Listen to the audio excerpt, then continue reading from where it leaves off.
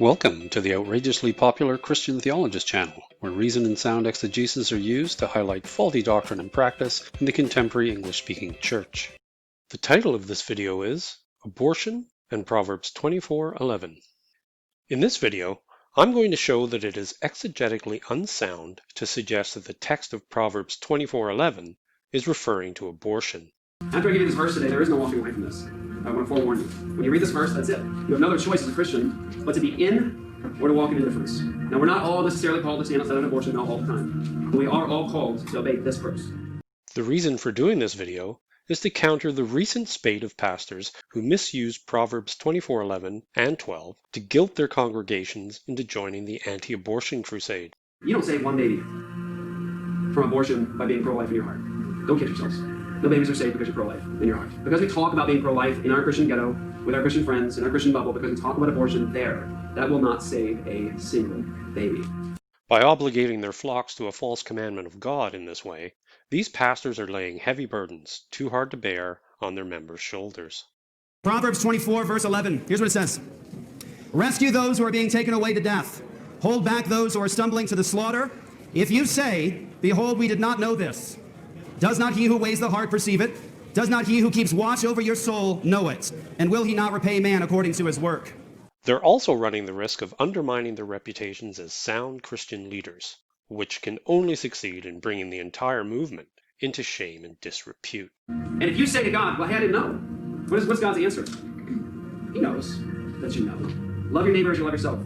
If I do not do something about this issue as a Christian, you got to start digging into the heart and say, do I really believe that it's murder? Do I really believe that it's my neighbor? Do I really love this neighbor of mine? Just go. Goodness gracious, go. Before continuing, I want to make it clear that my issue here is not with the rightness or wrongness of anti-abortion activism per se. I too believe that Scripture is adamant that children are a blessing from God, and that therefore the intentional termination of a pregnancy is contrary to sound Christian doctrine and practice. No Christian can legitimately approve of or support abortion on demand, any more than they can legitimately approve of or support cannibalism. But neither can they approve of or support the misuse of Scripture, even if that misuse is in service to what they perceive as a desirable end, which, in this case, is the encouraging and inspiring of fellow Christians to be proactive regarding pro-life. Okay, let's begin. Here again is Proverbs 24:11 as it appears in the ESV, the English Standard Version. Rescue those who are being taken away to death. Hold back those who are stumbling to the slaughter. Verse 12 reads, If you say, behold, we did not know this. Does not he who weighs the heart perceive it? Does not he who keeps watch over your soul know it? And will he not repay man according to his work? Here's a straightforward breakdown of these verses. Verse 11 has two lines that are parallel to one another. This parallelism is a Hebrew literary device, wherein one idea is said in two distinct but semantically synonymous ways for the sake of emphasis. The gist of verse 11 is that person A is commanded by the author of the proverb to rescue person B from execution. In verse 12, the author warns that omniscient God will know if person A's disobeying of the command is justified. If it is not justified, God will punish person A accordingly. Here's a list of the four significant elements of verse 11. Person A is obviously the reader or auditor of the proverb, the one being commanded. As for authorship, we'll ascribe this to Solomon, taking at face value the internal evidence in the first verses of chapters 1 and 25, which suggests that, even if he didn't actually write this proverb down, Solomon is believed to have thought it up. And, because this proverb is in the Bible, we Christians accept the divine authority underlying the command of verse 11, as well as the veracity of the warning in verse 12. Hence, the author is God via Solomon. The two relevant interpretive questions remaining, then, concern verse 11. Who is person B, and what is the nature of the execution?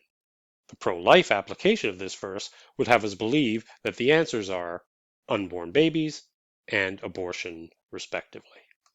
The crux of the issue here, then, is the soundness of these two elements of the interpretation of the verse and the integrity and consistency of their application. What do I mean? Well, in biblical studies, interpretation refers to exegesis, that is, the method of discovering what a verse or passage of Scripture meant when it was first written and read. Or, as Gordon Fee notes in his Exegesis Handbook, the presupposition lying behind this task, that is, exegesis, is that the biblical books had authors and readers, and that the authors intended their readers to understand what they wrote. Application, on the other hand, refers to the contemporizing or relativizing of a verse or passage to one's own time, place, and situation.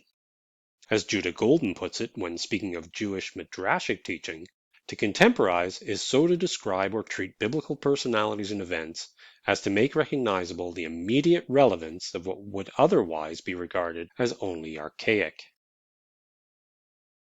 Simply put, the interpretation is what one says the text meant then, and the application is what one says the text means now.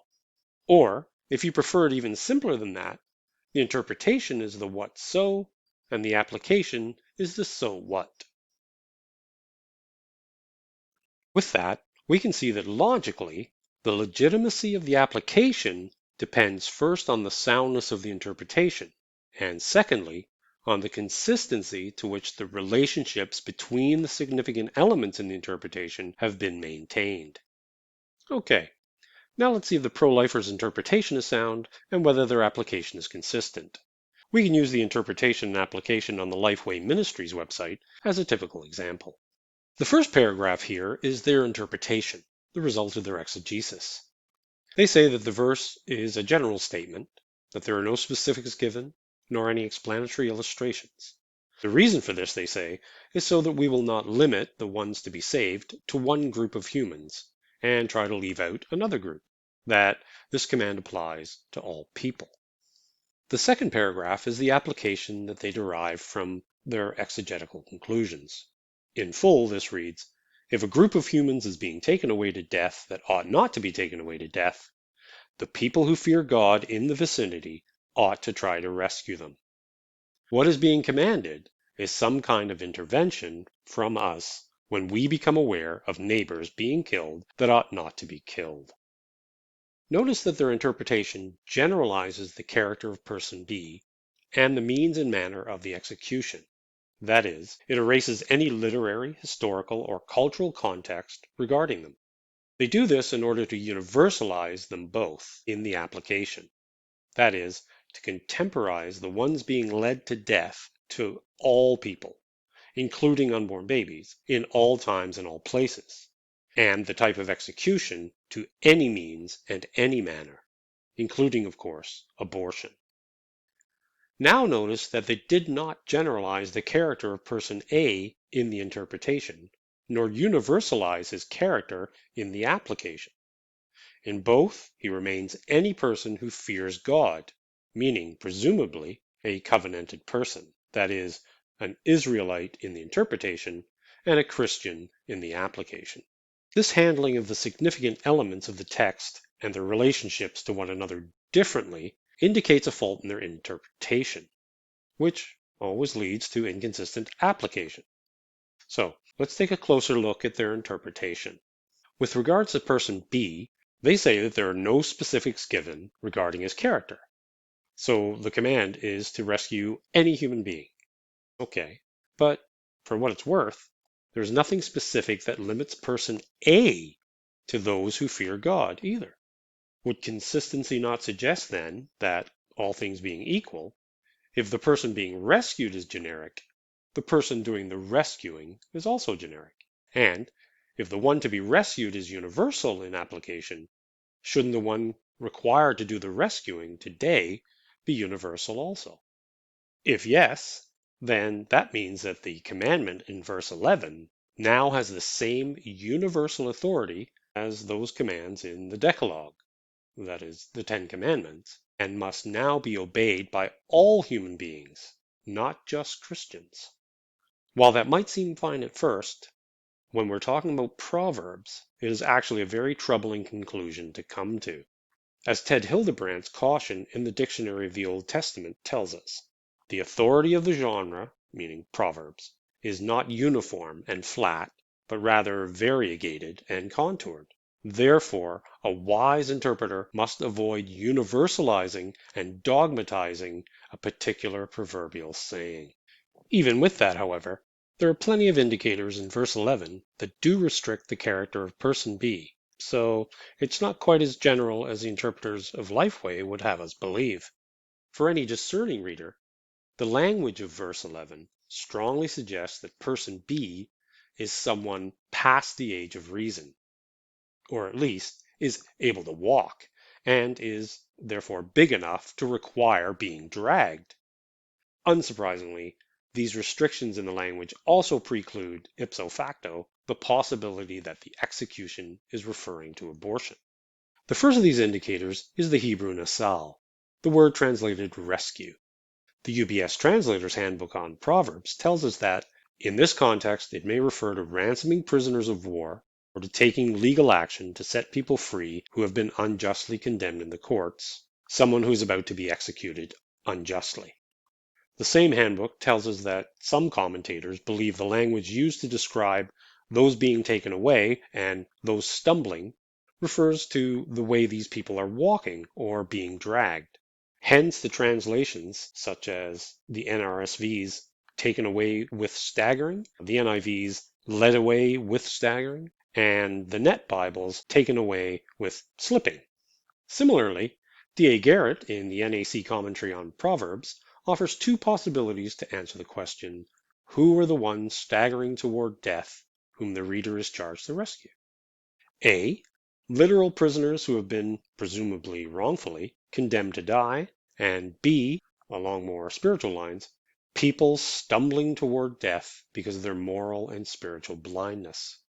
For his part, Garrett favors the former, although neither possibility permits the interpretation that person B is an unborn baby being executed in the womb. So, the pro-life, anti-abortion interpretation is seriously flawed. No sound exegesis can conclude that person B in Proverbs 24, verse 11 is an unborn baby, nor can it conclude that the manner and means of execution is the carrying of a baby by its pregnant mother to an abortion. And in light of this, their application is also rendered untenable. Therefore, their use of this text as an emotional cudgel on their fellow believers is wrong and should cease immediately. In closing, it should be noted that the weaponization of Proverbs 24:11 in the anti-abortion crusade is a fairly recent tactic. I can't say how recent exactly, but the latest edition of the Lexham Bible Dictionary was released in 2016, and in that we read, "The only scriptural text potentially connected to the termination of an unborn child is in the Mosaic Law in Exodus," by which they mean Exodus 21, verses 22 to 23. So it's possible that, because it is so new, this misuse of Proverbs 24:11 just hasn't had the chance to be examined thoroughly by the greater bulk of contemporary biblical scholarship. Which would explain why a more obvious and soundly Christological purpose for this proverb hasn't occurred to the pro-life crusaders yet. Thanks for watching, and before you go, don't forget to hit the thumbs up, subscribe, and bell notification buttons. God bless.